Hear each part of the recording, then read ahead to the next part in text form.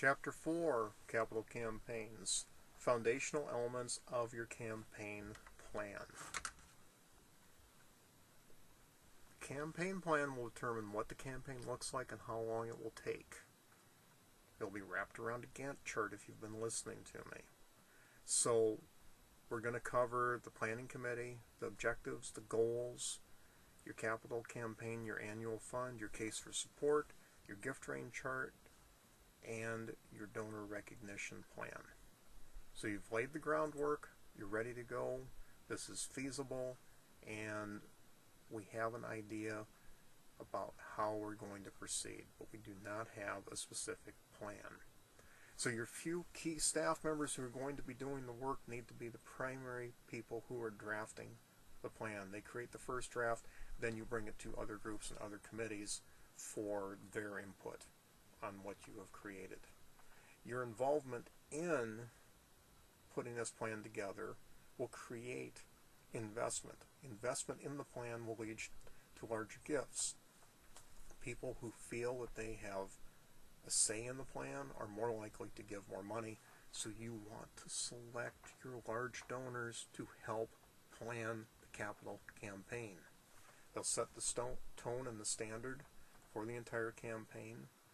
Understand that these are folks who are busy, and you want to make certain they understand that this is a very valuable use of their time. The people you ask to join the committee should be the right folks. About 8 people, possibly a dozen. Try to keep it a manageable size because you're going to have to communicate a lot of information to these people over the course of the campaign. And you don't want too many people looking over each other's shoulders as the campaign is working. It can clog things up. You do not need Congress to do a capital campaign, and we know how Congress operates. The planning committee role is to bring the members' wisdom and experience to the task of shaping your campaign for the course of the first 3 or 4 meetings. And then again, we spread it out to a wider group. Choosing your planning committee. We are on page 85 of the book. They should have the potential to be major donors. They should be names that lend a lot of credibility to your campaign. They should be knowledgeable about and committed to the organization. They must be representative of the organization's various constituencies. If you serve more than one geographic area, they should be representative of each of the most important areas you serve, and they should be key members of your board. Whatever your board of directors is, it should include some key members that are on this planning committee.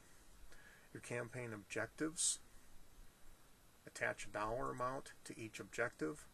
Know what you want to do, know why you want to do it, and create your objectives.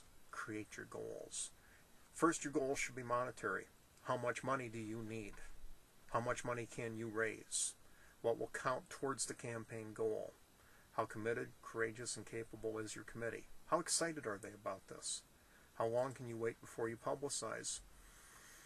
You're waiting about a year typically. Typically about a year. It's going to take that long to get the major gifts in to raise that 50 to 70% that we've talked about. Tap into monies that you can use to raise the money.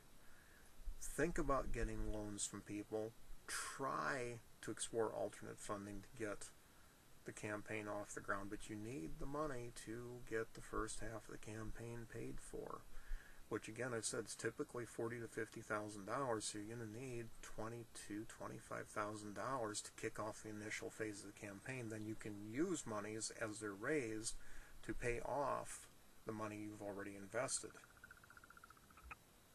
So you are investing in yourself. You are investing in your organization with this money. Your capital campaign is a great way to build friendships, to strengthen the organization, to get your information systems in place properly, to train your volunteers properly. It's a great excuse to raise the bar, to raise your standards, and to bring people on board. So campaign goals. Exhibit 1 on page 88. You'll see that there are 1-year goals, 2-year goals, 3-year goals, annual goals, comprehensive goals. There's a variety of ways of doing this. Make sure you write this in a manner in which your people that you roll this out to will understand it. They should not be getting a massive chart of numbers that they cannot understand.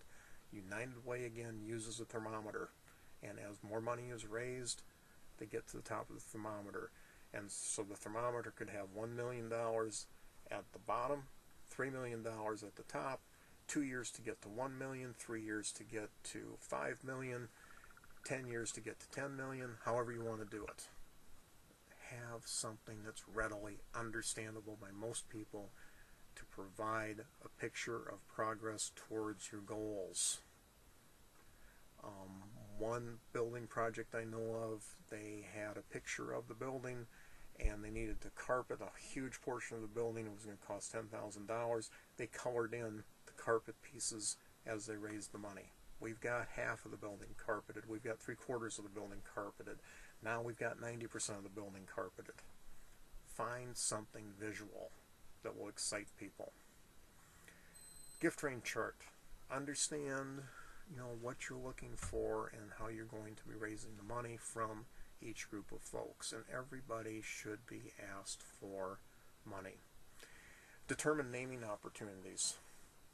It is a wonderful thing when you can raise $50 million and somebody just wants their name on the side of a building. And I've got an example of that in the city in which I reside. $50 million was raised if the person was allowed to put their name on the building. Well, I can put up a whole bunch of plaques for $50 million. I don't know about you. I can put up a bunch of plaques for $50 million. I can put a person's name in neon lights for $50 million. I can do a lot for that. So before you do this, understand how much you're willing to give away when you do this. Like I said, you don't accept gifts for $1 million, $10 million if you've got paint everything fluorescent orange. Just not going to do that. However, if you are looking at a reasonable ask, and you should have this as part of your plan, it's like, if somebody gives us $5 million, what's a reasonable ask? Do we rename our whole organization for $5 million? Or do we name a room after this person for $100,000 or $50,000? And some organizations literally publish this as levels. They literally publish levels of, this is how much this group gave, and here's the naming rights. They've named a room in the building after this person, because X number of dollars were raised by this person. If you don't have this, you will have large donors that will literally hand you a plaque and say, put this up. You need to have in writing what you're going to do for recognition for the large gifts in advance. And again, do not end the campaign just because you rapidly raised the money. If you rapidly raised the money, your goal was probably far too low. So do you put names on doors? Do you have a plaque that says, here's the giving level, see page 92 of your book, and see any organization that has a wall of donors where it says, here's the list of people who gave over $1 million, here's the list of people who gave over $100,000, here's the list of people who gave $100. Everybody should be recognized. There are people who claim to not like the idea of recognizing people. I'll be blunt. They should not be listened to. They should not be listened to.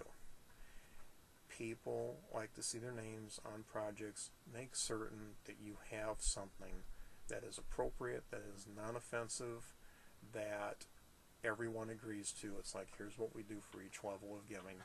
And it's explained to folks. It's like, no, you don't get to rename the organization for your $1,000 gift, but we will put your name on a plaque for that. So Exhibit 4, page 94, example of naming opportunities. You name the whole thing for $1 million. You name a center within it for $500,000. You name the main lobby for $250,000. You name the entry for $250,000. You name the reception area for $150,000. You have various levels. Your name goes on a plaque if you give less than $3,000. You name the director's office if you give $30,000, a volunteer area. Every single room in your building, including the bathrooms, can be named. So think about what you would want to name and don't shy away from it, but have a template in place that you've agreed upon in advance. End chapter 4. Thank you for your time.